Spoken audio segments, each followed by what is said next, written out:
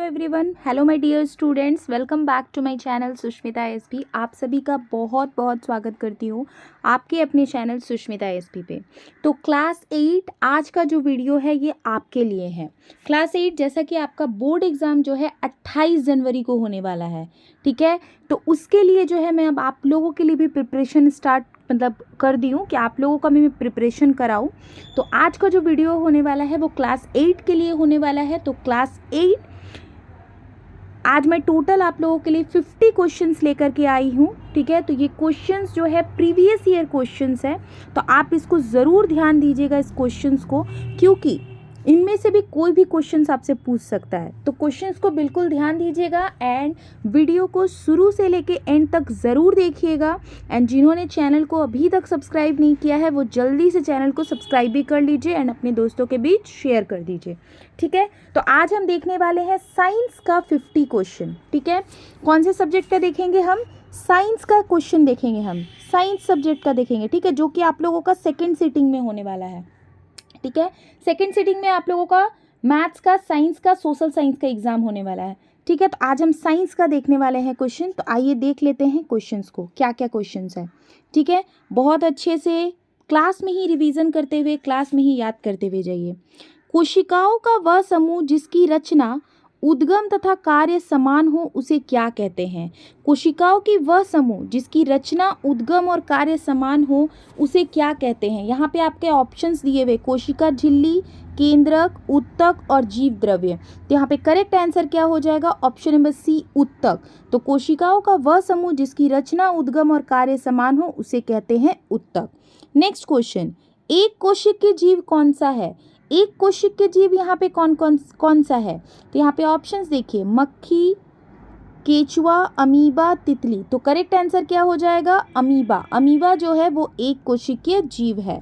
Next question की तरफ हम बढ़ते हैं। नेक्स्ट क्वेश्चन है क्वेश्चन नंबर 3, सजीव के शरीर की संरचनात्मक एवं क्रियात्मक इकाई क्या है?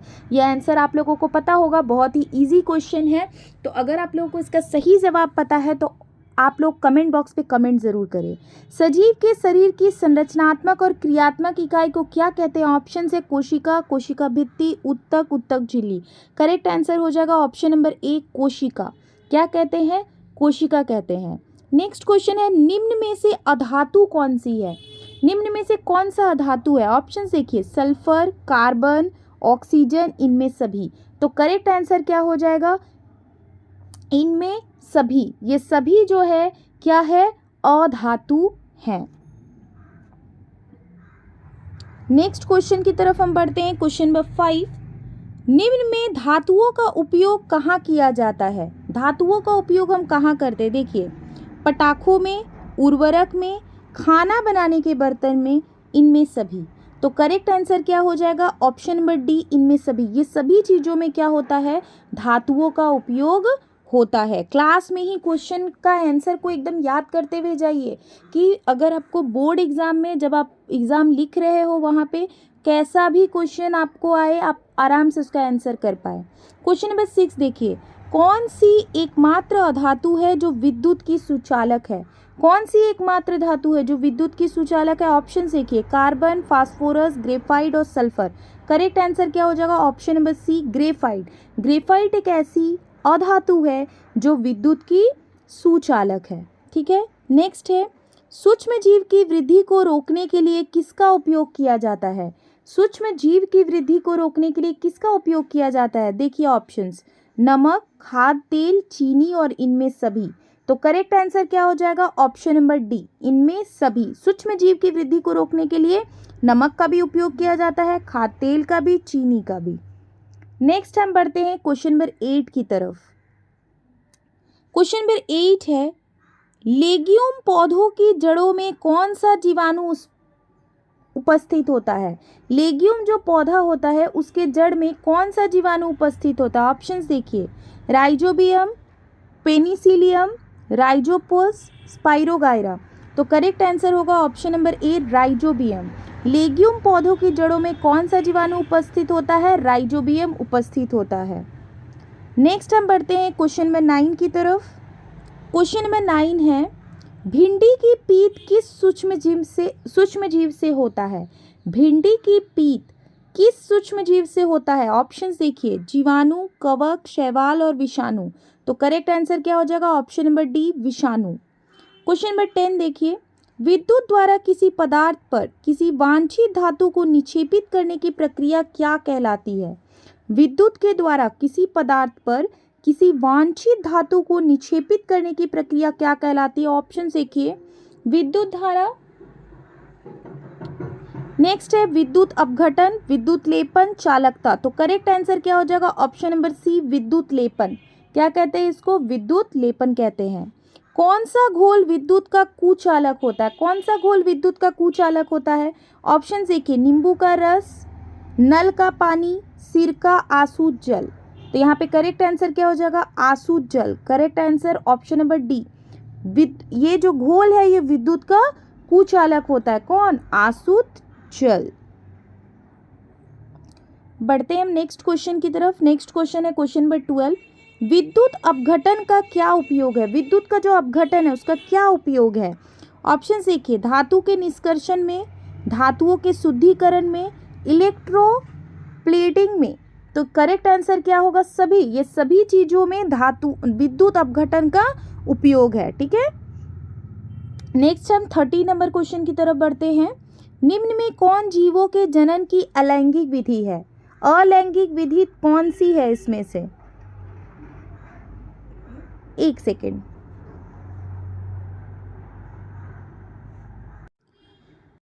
तो यहाँ पे इस क्वेश्चन का आंसर क्या हो जाएगा आपका? जीवों के जनन की अलैंगिक विधि क्या है? मुकुलन। ठीक है, अलैंगिक विधि क्या है? मुकुलन है। अलैंगिक विधि जनन जो होता है, क्या क्या होता है उसमें? कायिक प्रवर्धन होगा, खंडन होगा, मुकुलन होगा। ठीक है, ये सब अलैंगिक जनन की विधि है। ठीक है, नेक्स्ट हम क्वेश्चन की तरफ बढ़ते हैं। क्वेश्चन नंबर 14, बाह्य निषेचन किसमें होता है? बाह्य निषेचन किसमें होगा? मछली में। ऑप्शंस देखिए, मछली में, स्टारफिश में, मेढक में, सभी में।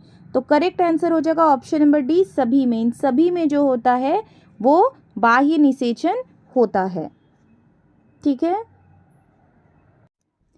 नेक्स्ट हमारा क्वेश्चन है क्वेश्चन नंबर 15, निषेचन के परिणाम स्वरूप क्या बनता है? निषेचन के परिणाम स्वरूप क्या बनता है? ऑप्शन देखिए, भ्रूण, युग्मनज, गर्भ या क्लोन। तो करेक्ट आंसर क्या हो जाएगा? ऑप्शन नंबर बी, युग्मनज। निषेचन के परिणाम स्वरूप क्या बनेगा? युग्मनज बनेगा। नेक्स्ट क्वेश्चन है क्वेश्चन नंबर 16, दो सतहों पर संपर्क के कारण कौन सा बल लगता है? दो सतह पर संपर्क के कारण कौन सा बल लगेगा? ऑप्शंस देखिए, पेशीय, चुंबकीय, घर्षण या गुरुत्वाकर्षण। करेक्ट आंसर होगा ऑप्शन नंबर सी, घर्षण। नेक्स्ट क्वेश्चन है क्वेश्चन नंबर 17, एकांक क्षेत्र पर कार्यरत बल को क्या कहते हैं? एकांक क्षेत्र पर कार्यरत बल को क्या कहा जाता है? ऑप्शन देखिए, ऊर्जा, आयतन, दाब या द्रव्यमान। तो करेक्ट आंसर क्या हो जाएगा? ऑप्शन नंबर सी, दाब। नेक्स्ट क्वेश्चन की तरफ हम बढ़ते हैं। निम्नलिखित बलों में कौन सा संपर्कित बल है? निम्नलिखित बल में कौन सा संपर्कित बल है? तो ऑप्शन से पेशीय बल, चुंबकीय बल, स्थिर विद्युत बल या गुरुत्वा बल। तो करेक्ट आंसर है ऑप्शन नंबर ए, पेशीय बल। नेक्स्ट क्वेश्चन है, सूर्य नाभिक के अभिक्रियाओं द्वारा क्या उत्पन्न करता है? सूर्य जो है वो नाभिक के अभिक्रियाओं द्वारा क्या उत्पन्न करता है? ऑप्शंस देखिए, ऊष्मा, प्रकाश, दोनों, कोई नहीं। तो करेक्ट आंसर क्या होगा? दोनों। ऊष्मा और प्रकाश दोनों चीजें वो क्या करता है? उत्पन्न करता है। नेक्स्ट क्वेश्चन है, कौन जीवाश्म ईंधन नहीं है? कौन सा जीवाश्म ईंधन नहीं है यहाँ पे आपको बताना है। ऑप्शन देखिए, कोयला, लकड़ी, प्राकृतिक गैस और पेट्रोल। ये इन सब में कौन जीवाश्म ईंधन नहीं है? तो करेक्ट आंसर होगा प्राकृतिक gas, option number C. Next हम क्वेश्चन की तरफ बढ़ते हैं। क्वेश्चन नंबर 21, किसी पदार्थ के दहन के लिए क्या आवश्यक है? किसी पदार्थ के दहन के लिए क्या आवश्यक है? ऑप्शन देखिए, दहनशील पदार्थ, ज्वलन ताप, ऑक्सीजन, सभी। तो करेक्ट आंसर होगा सभी। नेक्स्ट हम क्वेश्चन की तरफ बढ़ते हैं। Question number 22। ठीक है, क्वेश्चन नंबर 22 में क्या पूछ रहा है? जीवन काल की वह अवधि जब शरीर में ऐसे परिवर्तन होते हैं जिनके परिणाम स्वरूप जनन परिपक्वता आती है। तो जीवन काल की वो अवधि है जो शरीर में ऐसे परिवर्तन लाते हैं जिनके परिणाम स्वरूप जनन परिपक्वता आती है। तो यहाँ पे ऑप्शंस दिया हुआ है, बाल्यावस्था, युवावस्था, किशोर अवस्था, वृद्धावस्था। तो करेक्ट आंसर क्या हो जाएगा? ऑप्शन नंबर सी, किशोर अवस्था। किशोर अवस्था में हमारे शरीर में कुछ ऐसे परिवर्तन होते हैं जिसके परिणाम स्वरूप जनन परिपक्वता आती है। नेक्स्ट क्वेश्चन है क्वेश्चन नंबर 23, क्रोध, चिंता एवं उत्तेजना की अवस्था में कौन सा हार्मोन उत्तरदायी है? अगर आप लोगों को आंसर पता है कमेंट बॉक्स पे ज़रूर आंसर कीजिए। इससे आप लोगों को भी पता होगा कि आप लोग कितने पानी में हैं, कौन सा क्वेश्चन का आंसर आप लोग सही दे रहे हैं या आप लोग से गलती हो रही है। ठीक है, क्रोध, चिंता एवं उत्तेजना की अवस्था में कौन सा हार्मोन उत्तरदायी है? आइए ऑप्शंस देख लेते हैं। ऑप्शंस क्या है? थायरोक्सिन, एड्रेनलिन, एस्ट्रोजन, टेस्टोस्टेरॉन और एस्ट्रोजन। तो करेक्ट आंसर क्या हो जाएगा आपका? Option number B, adrenaline. ये जो है क्रोध में आप लोगों का क्या होता है, यही उत्तरदायी है, क्रोध, चिंता और उत्तेजना के लिए।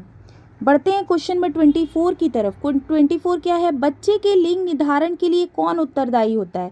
बच्चे के लिंग निर्धारण के लिए कौन उत्तरदायी होता है? ऑप्शन है माता, पिता, दोनों, कोई नहीं। तो करेक्ट आंसर होगा पिता। पिता उत्तरदायी होते हैं क्योंकि उनमें एक्स और वाई जो है पाया जाता है। लड़कियों में सिर्फ क्या होता है? एक्स एंड एक्स ही होता है। इसीलिए बच्चे के लिंग निर्धारण के लिए कौन उत्तरदायी है? पिता उत्तरदायी हैं। बढ़ते हैं नेक्स्ट क्वेश्चन 25 नंबर की तरफ। यदि आपतन कोण का मान 30 डिग्री है तो परावर्तन कोण का मान कितना होगा? आपतन कोण का मान 30 डिग्री है तो परावर्तन कोण का मान क्या होगा? यहाँ पे ऑप्शंस है 15 डिग्री, 60 डिग्री, 30 डिग्री, कोई नहीं। तो करेक्ट आंसर क्या हो जाएगा? Option number C, 30 degree. अगर आपतन कोण 30 डिग्री है तो परावर्तन कोण भी कितना होगा? 30 डिग्री होगा। क्वेश्चन नंबर 26 देख लीजिए। समतल दर्पण से बना प्रतिबिंब होता है। समतल दर्पण से बना प्रतिबिंब कैसा होता है? ऑप्शन से आभासी, वास्तविक, धुंधला, कोई नहीं। करेक्ट आंसर क्या होगा? ऑप्शन नंबर ए, आभासी। समतल दर्पण से बना प्रतिबिंब क्या होता है? आभासी होता है। बढ़ते हैं नेक्स्ट क्वेश्चन की तरफ, क्वेश्चन नंबर 27 की तरफ। 27 है, वह यंत्र जो दृष्टि रेखा पर नहीं रहने वाले वस्तुओं को भी दिखा सकता है। वह यंत्र जो दृष्टि रेखा पर नहीं रहने वाले वस्तुओं को भी दिखा सकता है। ऑप्शंस देखिए, पेरिस्कोप, क्लीडोस्कोप, विक्षेपण और दूरबीन। तो करेक्ट आंसर क्या होगा? पेरिस्कोप। पेरिस्कोप एक ऐसा यंत्र है जो दृष्टि रेखा पर नहीं रहने वाले वस्तुओं को भी क्या कर सकता है? दिखा सकता है। क्वेश्चन नंबर 28 देखिए, काटी गई फसल से बीजों या दानों को अलग करना क्या कहलाता है? काटी गई फसल से बीजों और दाना को अलग करना क्या कहलाता है? ऑप्शन से कि निराई, ओसाई, कटाई, थ्रेसिंग। करेक्ट आंसर क्या होगा? Option number D, threshing. Threshing कहलाता है। अनाज के भंडारण के लिए अनाज में नमी की मात्रा क्या होनी चाहिए? अनाज को अगर हम भंडारण करके रखते हैं तो उसमें नमी की मात्रा कितनी होनी चाहिए? ऑप्शंस देख लीजिए। ऑप्शंस क्या क्या है? 12% से कम, 22% से कम, 14% से कम, 24% से कम। तो करेक्ट आंसर हो जाएगा 14% से कम होना चाहिए अनाज में नमी की मात्रा, तभी हम उसको भंडारण के लिए क्या कर सकते हैं? रख सकते हैं। नेक्स्ट क्वेश्चन की तरफ हम बढ़ते हैं। नेक्स्ट क्वेश्चन देख लेते हैं। नेक्स्ट क्वेश्चन है, किस जीव को किसानों का मित्र कहा जाता है? कौन सा ऐसा जीव है जिसको किसानों का मित्र कहा जाता है? ऑप्शन है सांप, हाथी, चूहा, केचुआ। तो करेक्ट आंसर क्या हो जाएगा? ऑप्शन नंबर डी, केचुआ। केचुआ जो है उसको क्या कहा जाता है? किसानों का मित्र कहा जाता है। नेक्स्ट क्वेश्चन 31 नंबर, सूर्य के सबसे ऊपरी सतह का तापमान कितना होता है? सूर्य के ऊपरी सतह का तापमान क्या होता है? तो यहाँ पे देखिए ऑप्शंस 5000, 6000, 15,000 ओसी एंड 25,000 ओसी। तो करेक्ट आंसर क्या हो जाएगा यहाँ पे? B number, option number B, 6000 OC. Next question है क्वेश्चन नंबर 32। क्वेश्चन नंबर 32 है, निम्न में से कौन प्राकृतिक उपग्रह है? कौन सा ऐसा है यहाँ पे ऑप्शन में जो प्राकृतिक उपग्रह है? तो यहाँ पे ऑप्शंस दिए हुए हैं सूर्य, चंद्रमा, ध्रुव तारा और आर्यभट्ट। तो करेक्ट आंसर क्या हो जाएगा आपका? ऑप्शन नंबर बी, चंद्रमा। नेक्स्ट क्वेश्चन है क्वेश्चन नंबर 33, किस ग्रह का द्रव्यमान सबसे अधिक है? कौन सा ऐसा ग्रह है जिसका द्रव्यमान सबसे अधिक है? ऑप्शन है पृथ्वी, शुक्र, बृहस्पति, मंगल। तो करेक्ट आंसर आपका क्या हो जाएगा? ऑप्शन नंबर सी, बृहस्पति। इसका जो द्रव्यमान है वो सबसे अधिक होता है। नेक्स्ट हम क्वेश्चन की तरफ बढ़ते हैं। क्वेश्चन नंबर 34, घर्षण हमेशा क्या होता है? यहाँ पे ऑप्शंस देखिए, हानिकारक है, लाभदायक है, आरोपित बल की दिशा में कार्य करता है, आरोपित बल का विरोध करती है। तो यहाँ पे करेक्ट आंसर क्या हो जाएगा? ऑप्शन नंबर डी, आरोपित बल का विरोध करती है।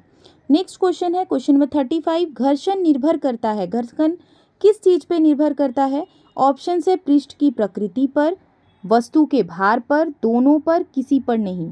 तो यहाँ पे करेक्ट आंसर है ऑप्शन नंबर सी, दोनों पर। वस्तु के भार पे भी निर्भर करेगा घर्षण और पृष्ठ की प्रकृति पर भी निर्भर करता है। नेक्स्ट क्वेश्चन है, घर्षण बढ़ने का तरीका निम्न में कौन है? घर्षण बढ़ने का तरीका क्या है, कौन सा होगा? स्नेहक द्वारा, बाल बेयरिंग द्वारा, सतह रुखड़ा कर, कोई नहीं। तो करेक्ट आंसर यहाँ पे क्या हो जाएगा? सतह को रुखड़ा कर हम घर्षण को बढ़ा सकते हैं। नेक्स्ट क्वेश्चन है क्वेश्चन नंबर 37, इनमें से कौन संश्लेषित रेशा है?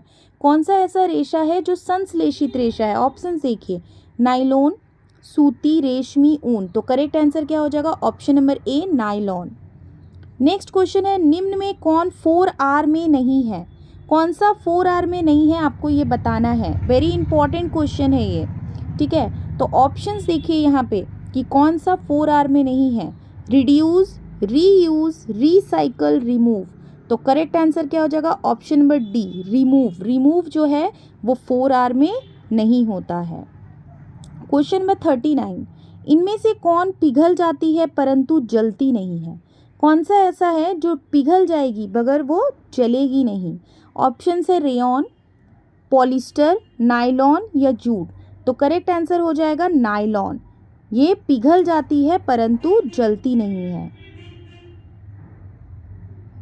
नेक्स्ट क्वेश्चन है क्वेश्चन नंबर 40, आवर्ती का मात्रक क्या है? आवर्ती का क्या मात्रक होता है? ऑप्शंस देखिए, hertz, metre, second, pascal.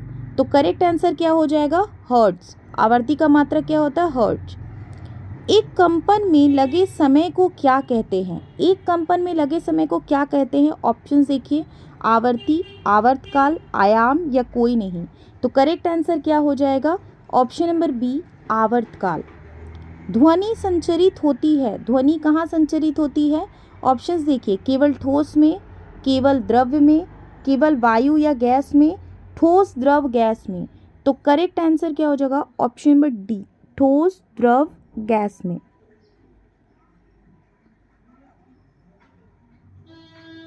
Next question है क्वेश्चन नंबर 43, किसी आवेशित वस्तु से आवेश को पृथ्वी में स्थानांतरित करने की प्रक्रिया को क्या कहते हैं? ऑप्शन है भूसंपर्क, तड़ित, प्रतिकर्षण, कोई नहीं। तो यहाँ पे करेक्ट आंसर आपका क्या हो जाएगा? ऑप्शन नंबर ए, भूसंपर्क। क्या हो जाएगा? भूसंपर्क। भूकंप की शक्ति के परिमाण को कैसे मापा जाता है? भूकंप की शक्ति के परिमाण को हम कैसे माप सकते हैं? ऑप्शंस देखिए, सिस्मोग्राफ द्वारा, वोल्ट मीटर पर, आमीटर पर, ग्लेवेनोमीटर पर। तो करेक्ट आंसर यहाँ पे क्या हो जाएगा? करेक्ट आंसर होगा सिस्मोग्राफ द्वारा। भूकंप की शक्ति के परिणाम को किसके द्वारा मापते हैं हम? सिस्मोग्राफ के द्वारा। आवेश कितने प्रकार के होते हैं? आवेश कितने प्रकार के होते हैं? ऑप्शन देखिए, 1, 2, 3, 4। करेक्ट आंसर क्या होगा? Option number B, 2। आवेश कितने प्रकार के होते हैं? 2 प्रकार के होते हैं। नेक्स्ट क्वेश्चन है आपका क्वेश्चन नंबर 46 है, वायुमंडल में निलंबित सूक्ष्म ठोस या तरल कण के बादल को क्या कहते हैं? वायुमंडल में जो निलंबित होते हैं सूक्ष्म ठोस या तरल कण के बादल, उसको क्या कहते हैं? ऑप्शंस देखिए, धुआं, एरोसोल, वाष्प, क्लोरोफ्लोरोकार्बन। तो यहाँ पे करेक्ट आंसर क्या होगा? Option number B, aerosol. Aerosol कहते हैं।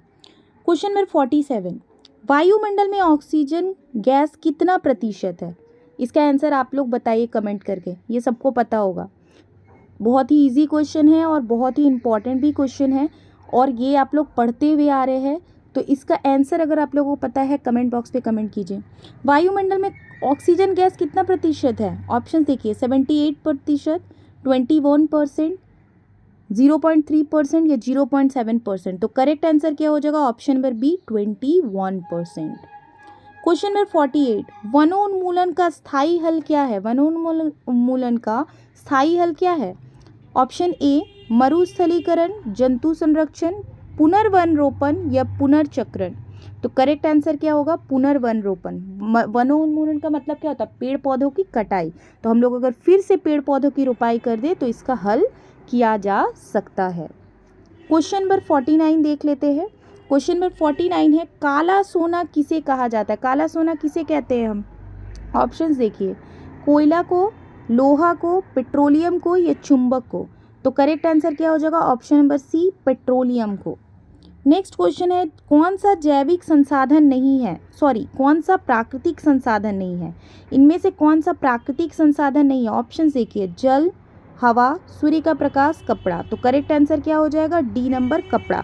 ये प्राकृतिक संसाधन नहीं है, ये मानव निर्मित संसाधन है, क्योंकि कपड़ा को कौन बनाता है? हम मनुष्य बनाते हैं। तो टोटल 50 क्वेश्चन अभी जो मैंने आप लोगों के साथ डिस्कस किया कि सारे के सारे क्वेश्चंस आप लोगों के लिए इम्पॉर्टेंट है, क्योंकि ये क्वेश्चन प्रीवियस ईयर्स क्वेश्चन मैंने डिस्कस किया, तो इसमें से भी आप लोगों को कोई ना कोई क्वेश्चन जरूर पूछ सकता है। इसलिए ये क्वेश्चंस को बहुत अच्छे से लर्न कर लीजिए। जिन्होंने चैनल को अभी तक सब्सक्राइब नहीं किया वो जल्दी से जल्दी चैनल को मेरे सब्सक्राइब कर लीजिए, ताकि आपको आपके स्टडी में हेल्प मिले, एंड अपने दोस्तों के बीच भी शेयर कर दीजिए। हम मिलते हैं नेक्स्ट वीडियो पर।